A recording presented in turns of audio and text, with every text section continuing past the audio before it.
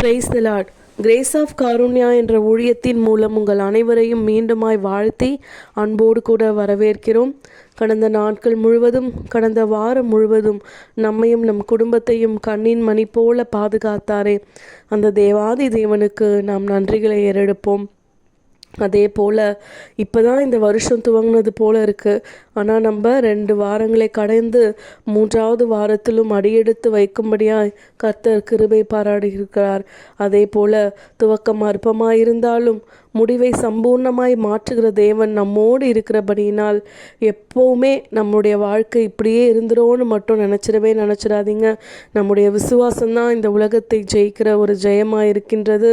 அதே போல் நாம் ஜெபத்தில் உறுதியாய் தருத்து நின்று ஆண்டவர் மேலே நம்பிக்கை வச்சு ஒவ்வொரு காரியத்தையும் நாம் செய்யும் பொழுது நமக்கு விடுதலையை கொடுத்து ஆசிர்வதிக்க அவர் வல்லவராக இருக்கிறார்.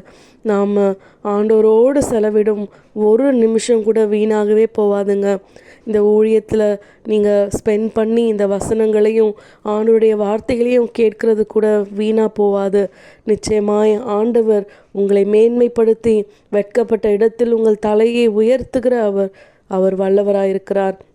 இன்றைய நாளிலும் கூட இயேசுவே, நான் உம்மோடு செலவிடுகிற நேரத்தை வீணாக்காதபடிக்கு நீங்கள் அதை எனக்கு பிரயோஜனமுள்ளதாய் மாற்றி தரீங்களே, அதற்காய் நன்றி ஏசப்பான்னு சொல்லுவோம். உம்மோடு செலவிடும் ஒவ்வொரு நிமிடமும் வீணாக போகாதையா, என்னை பலவானாய் மாற்றுதையா. உம்மோடு செலவிடும் ஒவ்வொரு நிமிடமும் வீணாக போகாதையா, என்னை பலவானாய் மாற்றுமையா. ஓ தேவ பிரசன்னம் என் ஆனந்தம் ஆகாயம் கொண்டு செல்லுதே, ஆகாயம் கொண்டு செல்லுதே. ஆண்டவரோடு நாம் செலவிடும் ஒவ்வொரு நிமிடமும் வீணாக போகவே போகாது. அதை நாம் நம்பும் பொழுது ஆண்டவர் நம்மோடு இடைப்பட்டு நம்மை பலப்படுத்த அவர் வல்லவராக இருக்கிறார்.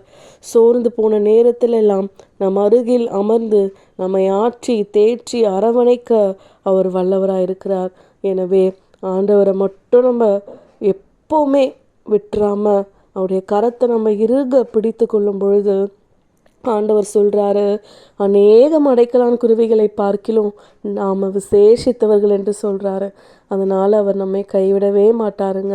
எந்த நம்பிக்கையோடு அந்த குருவிகளும் பறவைகளும் இறைக்காக அலைந்து தெரியாதபடிக்கு ஒவ்வொரு நாளும் போஷிக்கிறாரோ, உடுத்துவிக்கிறாரோ, அதே போல தான் நம்மையும் அவர் நடத்த வல்லவராக இருக்கிறார். அவைகளை காட்டிலும் நாம் விசேஷித்தவர்களாக இருக்கிறோம். ஆண்டவரை மட்டும் நம்ம இறுக பிடித்து கொள்ளலாம். என் கூடவே இரும் ஓ இயேசுவே, நீர் இல்லாமல் நான் வாழ முடியாது. என் பக்கத்திலே இரும் ஓ இயேசுவே, நீர் இல்லாமல் நான் வாழ முடியாது. நீர் இல்லாமல் நான் வாழ முடியாது. நிச்சயமாய் நீர் இல்லாமல் நான் வாழ முடியாது. ஆம் கர்த்தாவே, நீங்கள் இல்லாமல் என்னால் வாழ முடியாதுப்பா.